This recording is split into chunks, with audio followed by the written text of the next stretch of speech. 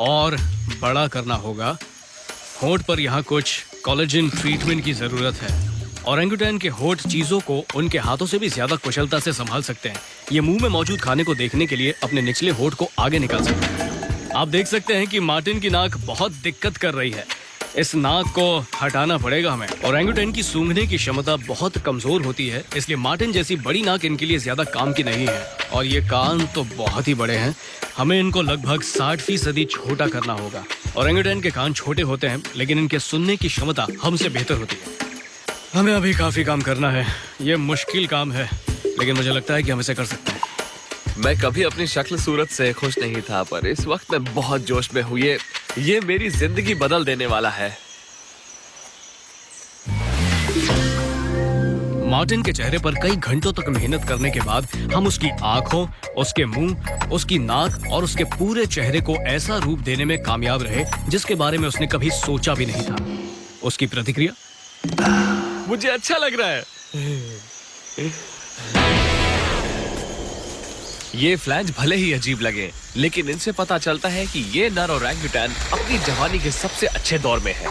इसका वजन लगभग 90 किलो होगा और इसके शरीर पर मौजूद लंबे लंबे बाल इसे मौसम की मार से बचाने के साथ साथ मादाओं की नजर में इसे ज्यादा बड़ा, भारी भरकम और दबदबे वाला भी बनाते हैं। मुझसे पूछिए तो इसे इससे ज्यादा प्रभुत्व वाला दिखने की जरूरत नहीं है। ये इतना लंबा चौड़ा है, लेकिन ये पेड़ों पर आराम से रहता है। ये जानता है कि वो लता इसका वजन झेल लेगी। सब कुछ इसके नियंत्रण में है। ये ऊपर जा रहा है। ये भारी भरकम और ताकतवर जीव है। ये इंसानों से 7 गुना ज्यादा ताकतवर है। और इतने विशालकाय होने के बावजूद ये लगभग पूरी तरह पेड़ों पर ही रहते हैं। कमाल है। ये एक परिवार का दूसरा सबसे बड़ा सदस्य है। इस समूह में गोरिल्ला है जो सबसे बड़े होते हैं, और चिंपैंजी, ओरेंगुटैन और गिबन।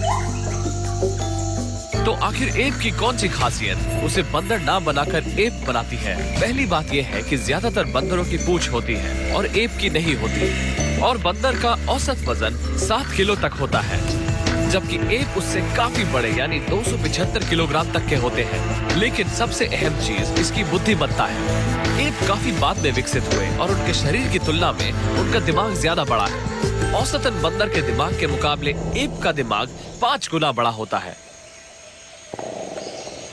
आपने ये आवाज सुनी? वो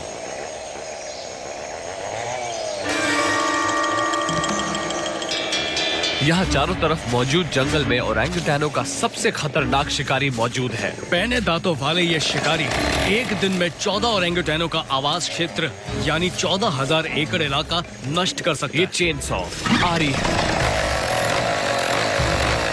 ये फ्लैंज वाला नर भाग रहा है, लेकिन ये उन खुशकिस्मत ओरेंगुटैनों में से एक है जो अब तक अपने आवास क्षेत्र वाले जंगल की तबाही और चेनसॉ की आवाज के साथ लगभग निश्चित मौत से बचे हुए हैं।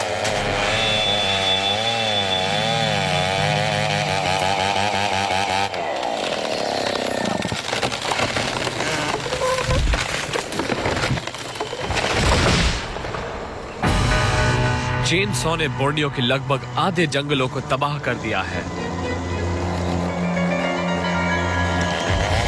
ये आवाज दक्षिण पश्चिम में काफी दूर से आ रही है। उम्मीद है वो इस तरफ ना आ रहे हो। हाँ, अगर वो आए तो ये नर मुसीबत में पड़ जाएगा। क्रिस वो जा रहा है। उसके पीछे चलते हैं। इन बड़े नरों का इलाका 6.5 वर्ग किलोमीटर तक का होता है, इसलिए हमें काफी लंबा फासला तय करना पड़ सकता है। मार्टिन मुझे कटे हुए पेड़ों वाली जगह दिख रही है, ठीक सामने है।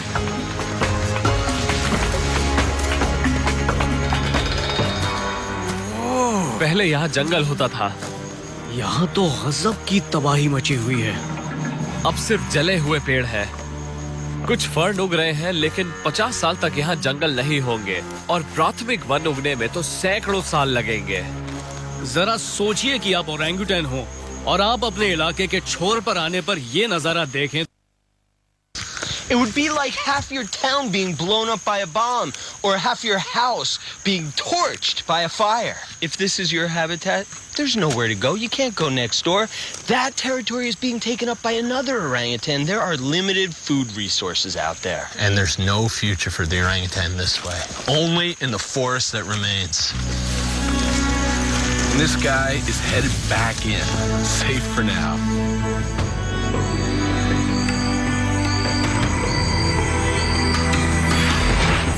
Woo! We are a long way up. Oh, no. Oh, man, I guess we'll get that in the morning. All right, lights out.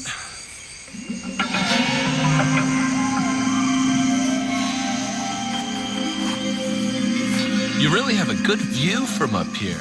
I know. What's going on over there? We unclipped ourselves from our safety harnesses, and it wasn't long before we were down the tree and on the orangutan's trail.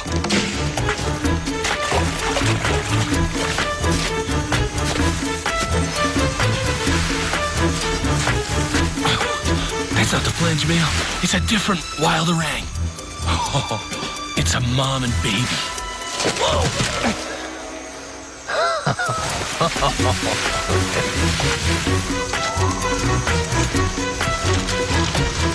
There she is. Do you see him, Chris? Yeah. A mother with a baby boy. Oh, yeah. Looks like he's about 2 years old.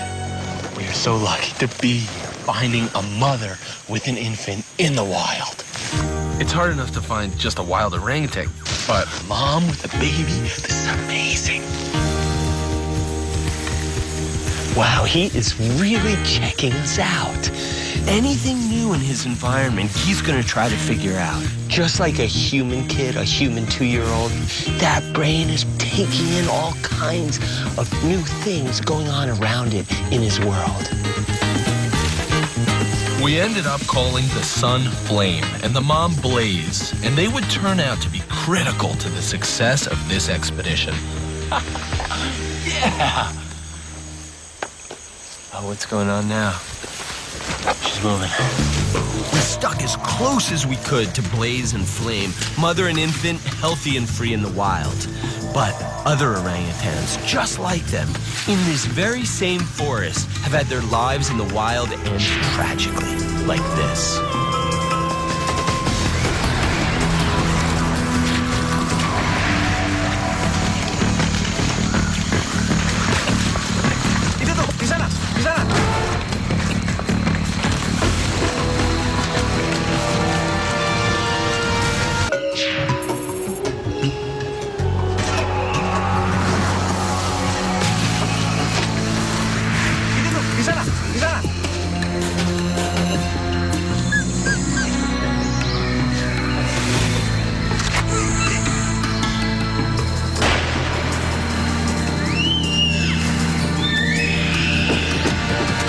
Tangkap bayinya, tangkap.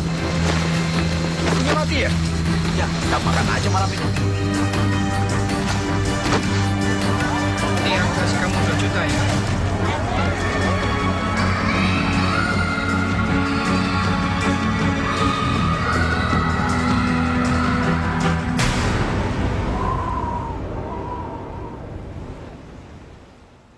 Come on, you can do it. Fight your way back. Fight. He's waking up. This is the Nyaru Menteng Orangutan Reintroduction Center, where this young 2-year-old was rescued from the illegal pet trade, suffering from seizures. And now the center's doctors and workers are trying to give it a fighting chance, rehabilitate it, and return it to the wild. Hundreds of orangutans go through this nightmare every year. They're left motherless, and many of the orangutans that arrive here are in need of immediate and intensive medical care. So, Lorna, now do we just wait for him to recover? There isn't much else we can do. He's got fluids on his lungs. Right. We're right now trying to give him a very strong antibiotic. It can be a long struggle. It'll take weeks before he's back on his feet again. Right. Let's hope he pulls through, because if he does, he'll end up with the 282 other orphans at the reintroduction center. This is Pimu. And this is Kroku. And these orangutans around us are all orphans. But luckily for them, they have ended up here. This is the sanctuary. This is orangutan school, where all these orphans can start learning the skills they need to know to make a successful journey back to the wild. The orphans here are just a fraction of the orangutan babies who lose their mothers. Oh, hello, Connie. Each orphan has their own story. Connie's ear was burned off when she was a pet in somebody's home. And KK became blind in a laboratory.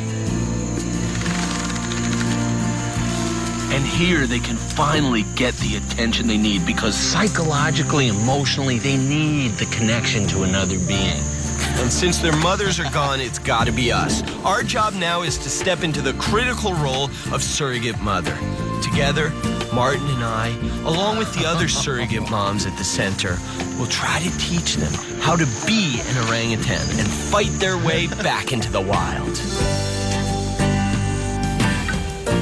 Flame and Blaze and the other wild orangutans would help show us what orphan orangs need to know. Look. Ooh, this is good. Martin, I'm gonna check out what she's eating.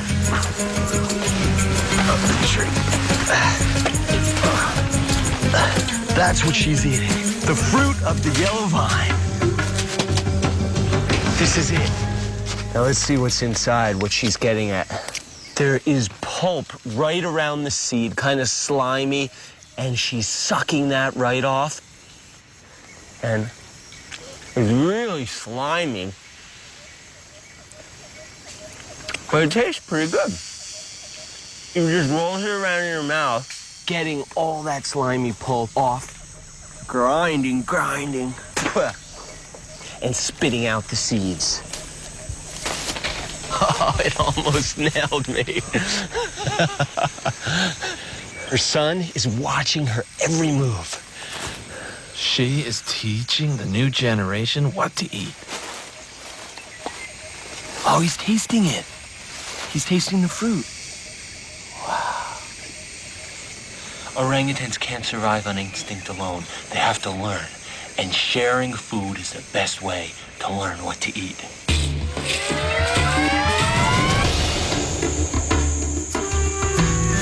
Orangutans eat more than 400 different types of foods, most of them fruit and other parts of plants.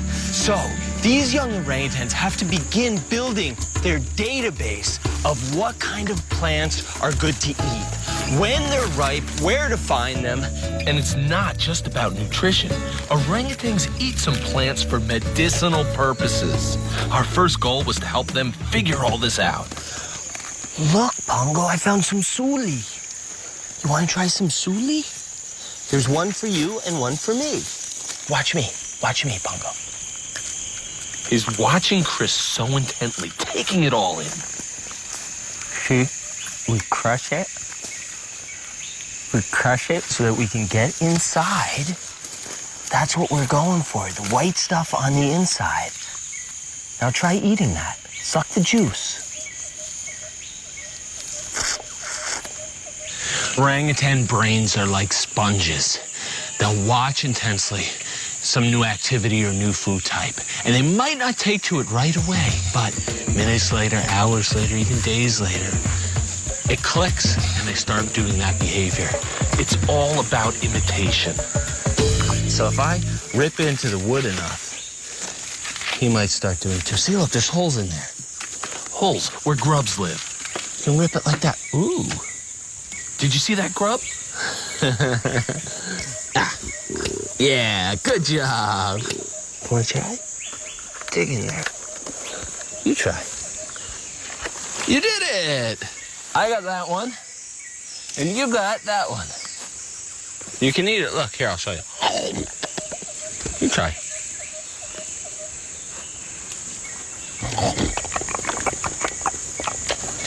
See, I ate it. Want me to get you another one? Okay, here you go. Here's another one. Who wants to eat that one?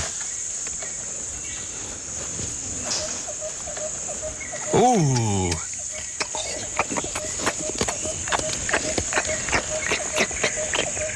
See? I ate it. Now you try one.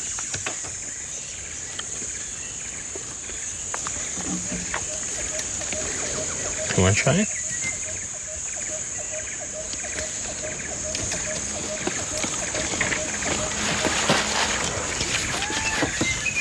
Was it good? We're off to a good start. They're picking, they're licking at it, and actually, this guy is squeezing out the juice. 2 food sources down, 398 to go. Back in the forest, we kept up with Blaze and Flame. The more information we got, the more we could help those orphans. There she is, and Flame is stuck solidly on her back. Infant orangutans are capable of holding their own body weight using the strength in their fingers, right from an hour after birth. He has to be that strong because Mom is his lifeline. She will take care of her son for 8 to 10 years. That's a longer period of time than any other creature except humans. These two are practically inseparable. Orang moms never let their babies go more than an arm's length away. Come here. Is he?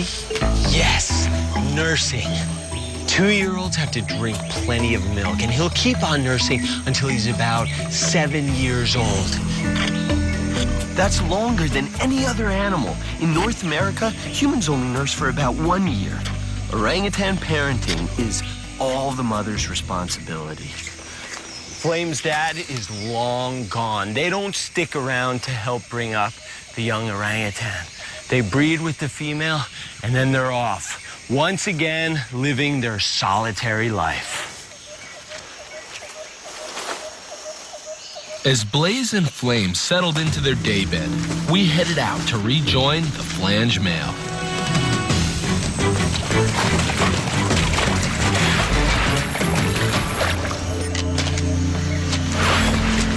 There he is. There he goes. Let's follow him. He's going in deep. We gotta try to keep up. Orangutans spend more than 99% of their time in the trees. Such a heavy creature crashing through the forest. You'd think they'd travel on the ground more and not risk falling. But the food is in the trees, so if you're a large, deliberate climber, the most direct route between the feeding spots is through the trees. And tigers used to roam through these forests, so at times in their history, orangs may have been pressured to live in the trees where it was safer. Not to mention that this forest used to be almost completely underwater, even wetter and muckier than it is today. It got me! Any toilet paper? Chris, I need some toilet paper. Where'd he go? Oh, there he is. Chainsaw.